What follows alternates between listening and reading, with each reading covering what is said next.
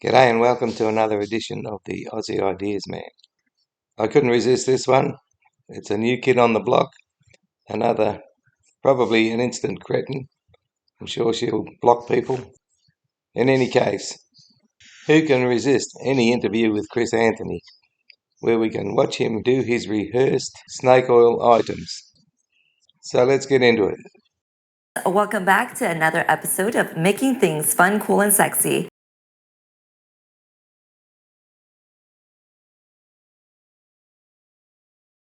I'm your host, Christine Holly-Know, and today we're diving into sustainable transportation with Aptera Motors and their revolutionary solar-powered car. At CES, I had the exciting opportunity to sit down with Chris Anthony, co-founder and CEO, to talk about how Aptera Motors is redefining electric vehicles. I reckon I'll be taking a lot of time ranting and raving myself on this one, picking up on any nuances that I can find. The first thing I can say is that I forgot to put on the thumbnail that it's uncool as well. The first nuance that I pick here is that she had the opportunity to sit down with Chris Anthony, and from what I could see, she was never sitting. Let's jump into our conversation and learn how this solar-powered car is paving the way for a greener future.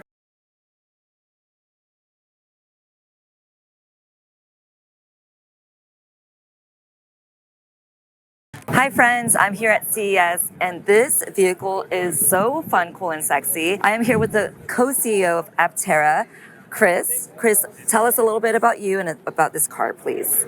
This is the world's first solar mobility. First nuance I can pick up on here is she asked him to tell us a little about him, and he tells us nothing about him.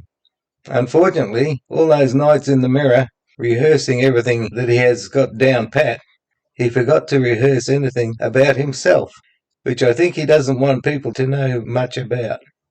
This is not the world's first solar mobility. There have been lots of solar cars over the last few decades, and they have moved, so it's way behind on being the first solar mobility in the world. It's also currently vaporware. Prototypes don't count. He has made 7 prototypes so far. All of them have been fakes. They've never been what they have been represented to be. They've had hidden defects, and the one that he points to is actually not even mobile. They have to push it around everywhere because it doesn't have a motor or a battery. It is a static display. It gets 400 miles range on its battery pack, but it's made super aerodynamic, lightweight. Besides not being able to go anywhere, none of their prototypes have proven to go 400 miles on a battery pack. The original first 3 alphas would be lucky to have made 20 miles, yet they were saying they could do 250. With an efficient powertrain, it has the equivalent of 350 miles per gallon efficiency. It has never proven the equivalent of 350 miles per gallon efficiency. In fact, just about every current claim Aptera Motors has ever made concerning the silly trike has never been substantiated. Wow. So the solar panels on top charge it back about 40 miles a day. The battery pack will take it about 400 miles range in one direction. So for the average Southern Californian, you never have to plug it in. You get about 11,000 miles of free driving a year. The average Southern Californian is not the person that goes about 30 miles to work and back and never uses his vehicle for anything else. That's not the average. The average Southern Californian would probably take weekend trips every now and then, not every weekend, but they would take some in a year, call it 8 or 9, just for interest's sake.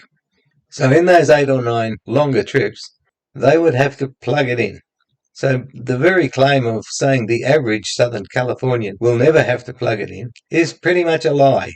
This is so disruptive. Yeah. I thought about this a couple years ago. I'm like, what if there were solar panels instead of, having to plug it in? Long before a couple of years ago, there were solar panels on EVs. So she's a bit behind in wondering those sorts of things. Even the Lightyear and the Sonos Scion, actual vehicles, not the solar racer types that you can't register, they started more than a couple of years ago. So if it was only a couple of years ago that she thought of this, she's not all that bright. And look at this. This is a reality now. This is not a reality. Prototypes don't count. There is no real Aptera. And Chris knows he's lying when he says this is the first. Lightyear sold solar electric vehicles. Not only that, there are lots of other small companies making small solar electric vehicles and actually selling them to customers. I've always said Chris Anthony must be pathological in his lying. He's the sort of person that thinks that if he says it, people have to believe him. But it's an out-and-out lie to claim that this is the first solar-powered vehicle. This is the first vehicle that produces its own fuel. So anything else out there you buy, you got to put gas in it, you got to plug it in. All you have to do is leave it outside and it charges by the sun anywhere in the world. If all you do is charge it up with the sun and never plug it in, it will be of no use to you. It will be of some use to an extremely small proportion of the population, but that's all. For the average person, whether they're Southern Californian or not, for the average person, they will have to plug it in a lot. And that's when it becomes real, which may never happen. Even if it's shaded. Even if it's shaded, it still gets a little sun. In Southern California, you get about 11,000 miles a year free driving. In places like Seattle, you get more like 8,000 miles a year. So there are drearier places where you don't get as much sun, but still 8,000 miles a year of free driving, that's pretty great. And with all this technology, how much is this vehicle? The 400-mile range of the Aptera is about 40 grand. We have a cheaper version that gets 250 miles, and it's about 28,000. 28,000? 28,000 to look sexy, cool, in this amazing solar-powered spaceship. That is so reasonably priced. That isn't reasonably priced.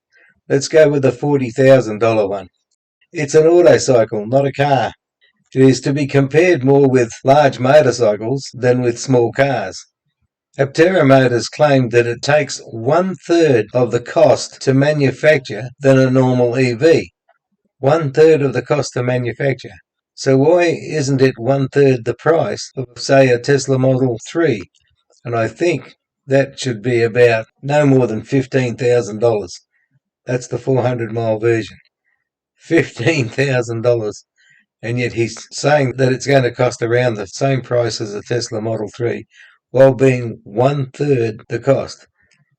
Are they ripping people off or what? In any case, for $28,000, you can get something like a Suzuki Hayabusa, which will tear strips off it in performance and economy. The only thing the Hayabusa can't do is have you lie down in the back. Yeah, the average new vehicle in the U.S. is about $50,000. The average new EV is almost $60,000 now.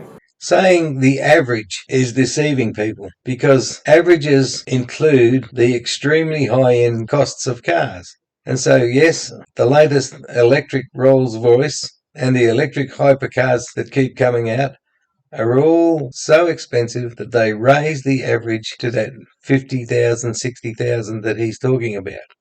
Just take a look at what people are paying for a Tesla Model Y. Better still, a Chevy Bolt. Taking averages is just conning people. That is incredible. And this is made in sunny San Diego. Made in sunny San Diego, California. We've got an assembly plant there. We get parts from Europe and Asia. They don't have an assembly plant in Carlsbad, California, and they won't have an assembly plant until they've got that 13-station plant that they've got on a video on a TV.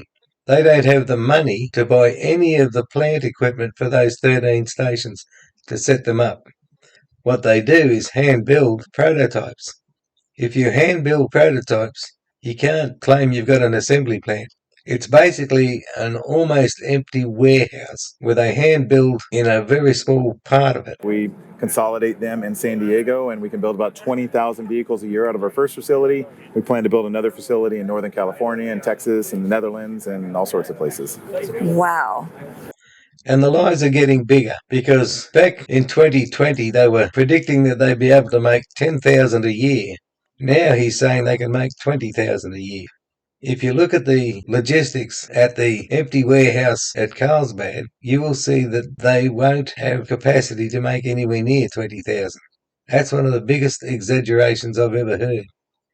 Where do you foresee, are you going to make bigger ones later or how? Well, we have orders for 50,000 Apteras right now. Most of those 50,000 people who have pre-ordered have probably given up on the idea altogether.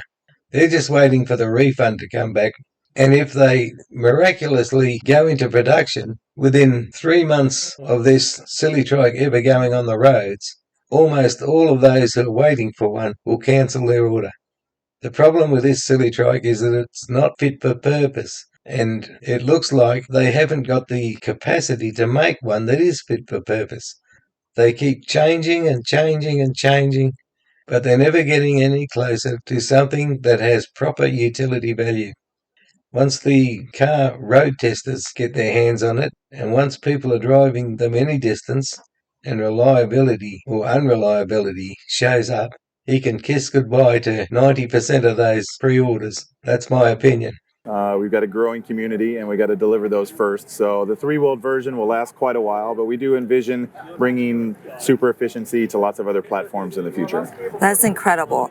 And how do we get our hands on one of these? You can go to our website, aptera.us, aptera.us, and you can click on the green button to reserve your vehicle.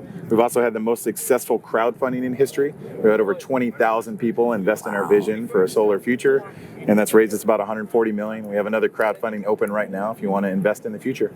Saying you've got a successful crowdfunding program is no recommendation for the silly trike coming out, simply because no EV startups have made it on crowdfunding alone. These guys can't get venture capitalists. They can't get the money to go into production. Crowdfunding is failing. Sure, they've spent $140 million of what they've gathered, but they have no plant equipment and are incapable of going into production. Oh, right. And then how much is a deposit for $100. $100? $100, yeah. And what's your production schedule like? When can we receive one of these? These are the first validation vehicles, so they'll go through a lot of testing over the next 6 months. You'll notice that, as I've put on the thumbnail, that they're late to the party with this because there's been a lot more than 6 months passed by, and what he said would happen in the next 6 months, nothing of that has happened. There's no crash testing. There's no validation testing. Even if they go out and drive one somewhere, they stress that they're not validating it. They're just having a joyride. Crash testing, and we have to do, durability and calibrate the airbags and ABS system and stuff like that. Not only have they never proven to have calibrated the airbags, they have never even shown that any of the fake prototypes have ABS. They've touted the farter mess, as I call it, that has just come out, which took more than 6 months to build, hand make. They've touted that as being 100% what the customer is going to buy, but yet nobody knows if it's even got ABS, let alone had ABS calibrated. There is a lot more wrong with farter mess that makes it unfit for purpose in its present condition. And like all the other prototypes, it appears that they're keeping as much as possible hidden. But we're hoping to have that done by summer and start delivering our first production vehicles by the end of the year. That's incredible. That's a lie. They've got under 6 months now to deliver their first production vehicle. It's nigh on impossible for them to deliver the first production vehicle in 6 months. Even by their own claims, they have said it'll be at least 9 months after they get all the money to buy the production or plant equipment and do all the other things necessary to make a vehicle production ready. It'll take at least 9 months, and 6 months is only 2/3 of that. At this point in time, he knows he's lying. Well, I'm so proud to be a Californian, knowing that Tesla, Zinger vehicles, and now this Aptera. awesome, Aptera is made in California. Like, we are going to be manufacturing in California again. Yeah. With its lightweight, aerodynamic build and integrated solar panels, Aptera's car can travel up to 1,000 miles on a single charge, blending efficiency with sustainability. There is no prototype that can even do 1,000 miles on a single charge, and they know it. From what people have calculated, it seems improbable that they can even get enough battery in the space in the silly trike to ever reach 1,000 miles. Aptera's own solution, which is just a suggestion and they are doing nothing about it, is to lengthen their cylindrical batteries so that a supposedly 600-mile battery pack can fit in. The only problem is that the lengthening technology has not been shown to work, and it has never been done other than, I think, in small toothbrushes for small batteries. Batteries of the size that go into EVs have not been tested. I don't like people who get told something and don't fact check it. She's given people hope where there is no hope. or to put it succinctly, where there is only BS claims, wildly exaggerated and extremely ever unlikely to see the light of day. This is irresponsible journalism. Stay tuned for more insights into how technology is making manufacturing and beyond cool and sexy. Until next time, keep on creating, keep on innovating, and always remember to keep it fun, cool, and sexy. Well, that's all from me. Bye for now. Stay safe.